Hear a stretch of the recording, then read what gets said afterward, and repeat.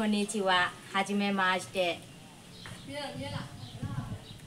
これから自己紹介をさせていただきます。私はウィーマーネンと申します。ネンと呼んでください。今24歳です。独身です。出身は木戸湯町です。今ヤンゴンに住んでいます。家族は6人います。ご両親と兄弟が2人と妹と私です。